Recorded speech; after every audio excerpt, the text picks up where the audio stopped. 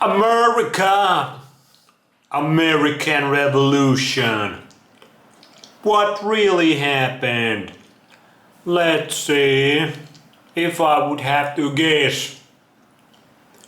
The dirty freaking hidden hands of the bankers. They were probably involved. Let's learn. Pens and papers ready. DHA up. And you can see we have been on the sunlight all day. So we can memorize this shit like nothing. By the mid-1700s, the British Empire was nearing its height of power around the world. But Britain had fought 4 costly wars. Has it lost his power? Or her power, whatever? Its power? Well, it lost America. It lost Russia. It lost all these colonies. But still, in Europe since the creation of their privately owned central bank, the Bank of England. The cost had been high. To finance these wars, the British Parliament here had borrowed heavily from the bank. By the mid-1700s, the government's debt here in Britain was £140 million, a staggering sum for those days. Consequently, the British government embarked on a program of trying to raise revenues from their American colonies in order to make their interest payments to the bank.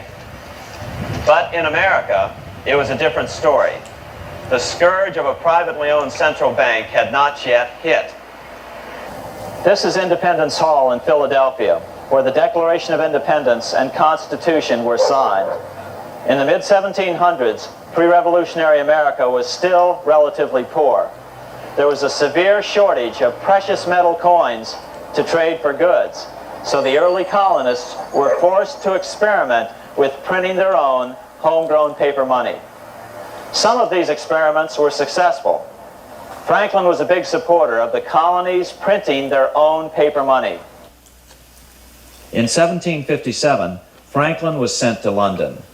He ended up staying for the next 18 years here, nearly until the start of the American Revolution.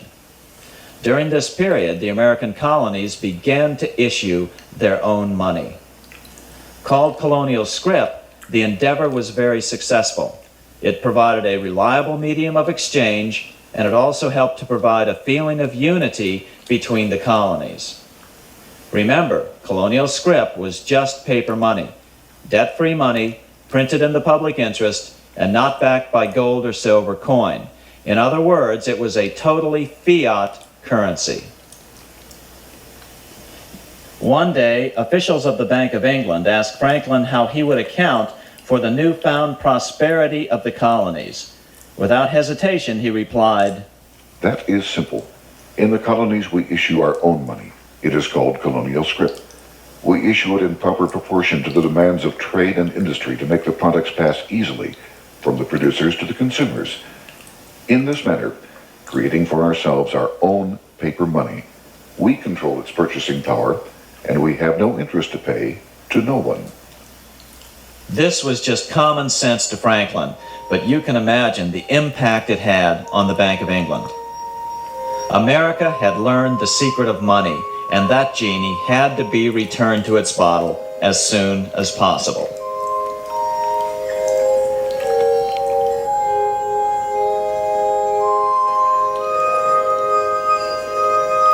That genie needs to be put outside, where he can live free, and he can free people's minds from these centralized cocks. Actually, these guys are super smart. They got the geniuses. But they're still fucking cocks, bro.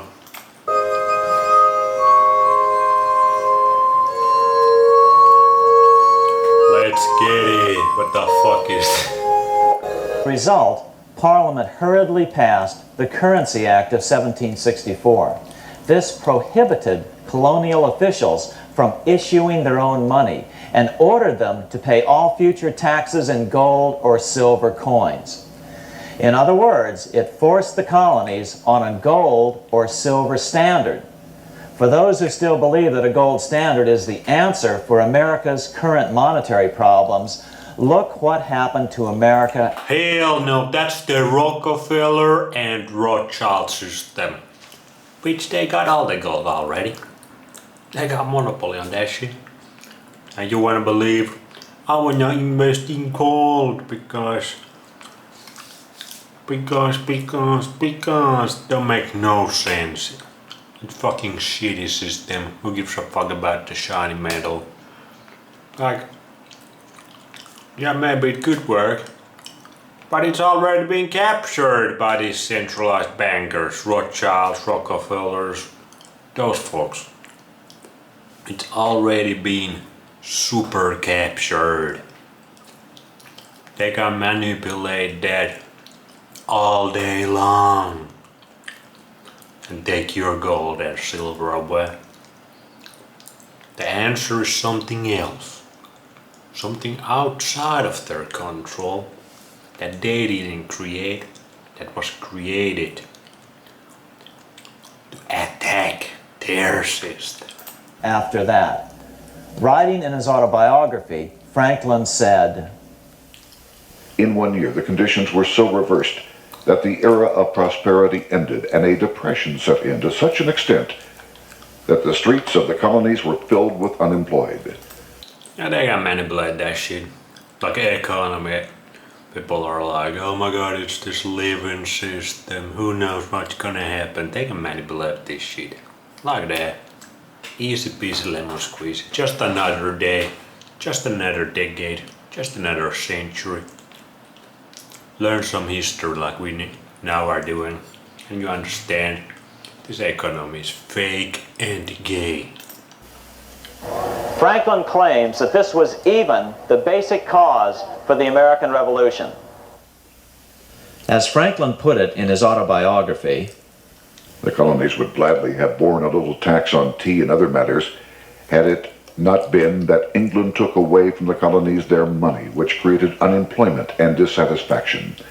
The inability of the colonists to get the power to issue their own money permanently out of the hands of George III and the international bankers was the prime reason for the Revolutionary War. Yeah, bro. It was not the 3% tax on tea, bro. Nobody likes tea that much. It was the bankers' fault. They manipulated this. by the time the first shots were fired in Lexington, Massachusetts on April 19, 1775, the colonies had been drained of gold and silver coin by British taxation. As a result, the Continental government had no choice but to print money to finance the war. At the start of the Revolution, the U.S. money supply stood at $12 million. By the end of the war, it was nearly $500 million. As a result, the currency was virtually worthless. Shoes sold for $5,000 a pair. Colonial scrip had worked because just enough was issued to facilitate trade. As George Washington lamented, a wagon load of money will scarcely purchase a wagon load of provisions. Today, those who support a gold-backed currency point to this period during the Revolution to demonstrate the evils of a fiat currency. But remember, the same currency had worked so well 20 years earlier during times of peace that the Bank of England had Parliament outlaw it. Towards the end of the Revolution, the Continental Congress, meeting here at Independence Hall, grew desperate for money. In 1781, they allowed Robert Morris, their financial superintendent, to open a privately owned central bank. Incidentally, Morris was a wealthy man who had grown wealthier during the Revolution by trading in war materials. Called the Bank of North America, the new War is money. If you want to get those dollar bills, you want those. Pow. Fuck that guy. No, fuck his beliefs. No, let's fuck her. The bank was closely modeled after the Bank of England. It was allowed to practice fractional reserve banking. That is, it could lend out money it didn't have, then charge interest on it. If you or I were to do that, we would be charged with fraud, a felony. The bank's charter called for private investors to put up $400,000 worth of initial capital. But when Morris was unable to raise the money, he brazenly used his political influence to have gold deposited in the bank, which had been loaned to America by France. He then loaned this money to himself and his friends to reinvest in shares of the bank. And, like the Bank of England, the bank was given a monopoly over the national currency. Soon the dangers became clear. The value of American currency continued to plummet. So, 4 years later, in 1785, the bank's charter was not renewed. The leader of the effort to kill the bank, William Findley of Pennsylvania, explained the problem this way, quote, "This institution, having no principle but that of..." That guy was so based, nobody even could draw his face. Like, we got all these cool drawings of the Rothschilds and all those guys, but they didn't draw these based guys. Because base people don't give a fuck about that shit. Avarice will never be varied in its object, to engross all the wealth, power, and influence of the state. The men behind the Bank of North America, Alexander Hamilton, Robert Morris, and the bank's president, Thomas Whiling, did not give up. Only 6 years later, Hamilton, then Secretary of the Treasury, and his mentor, Morris, rammed a new privately owned central bank through the new Congress. Called the first Bank of the United States, Thomas Whiling again served as the bank's president. The players were the same, only the name of the bank was changed.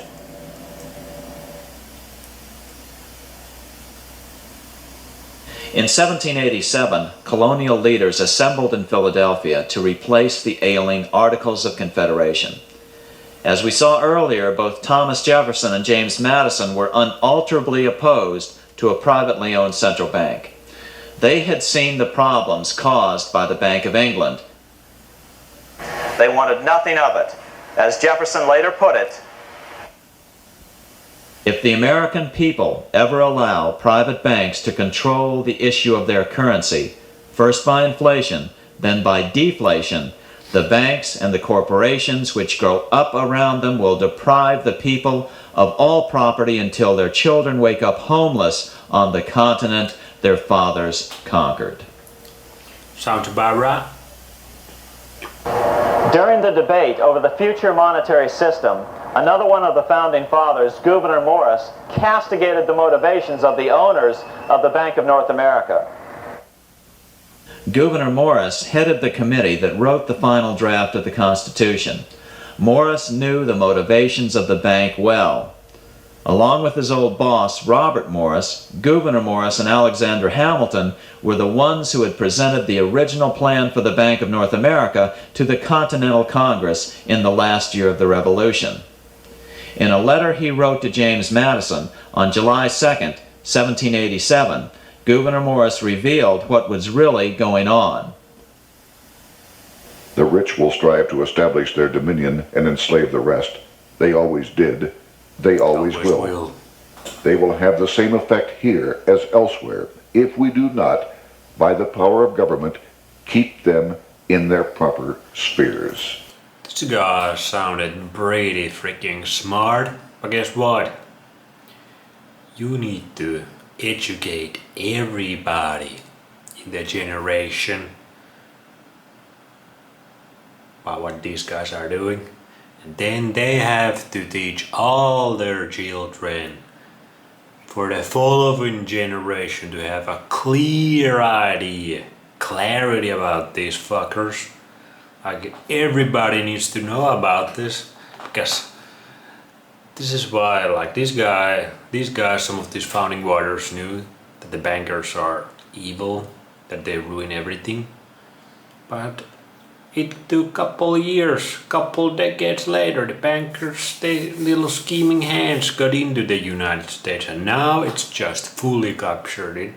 It took them about 150 years, little under that, 120 years, something like that, to fully capture the United States.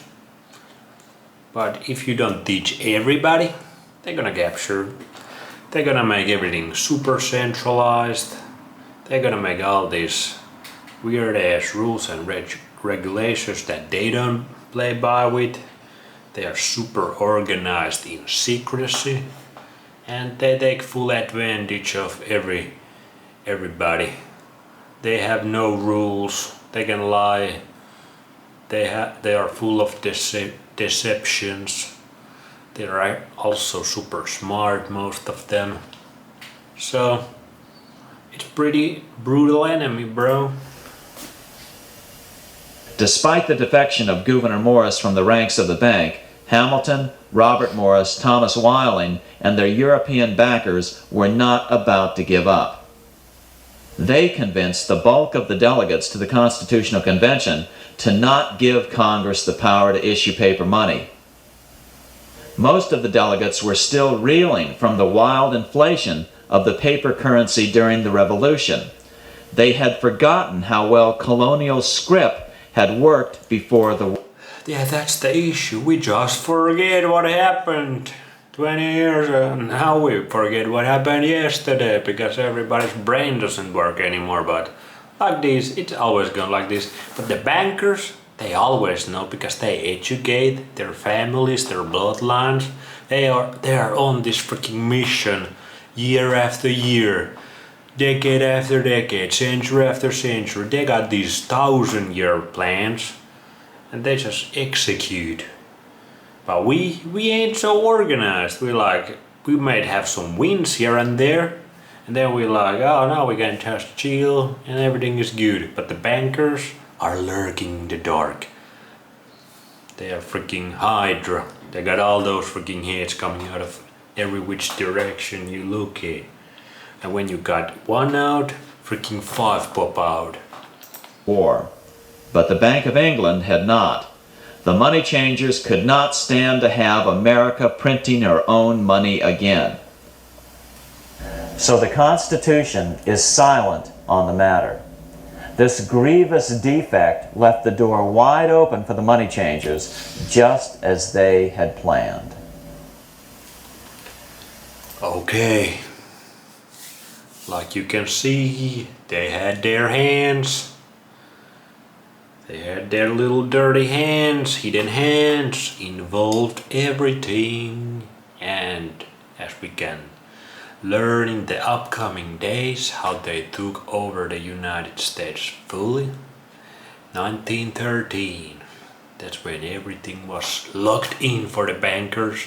And now we have been into that system for a little over 100 years, and the whole humanity is fucked.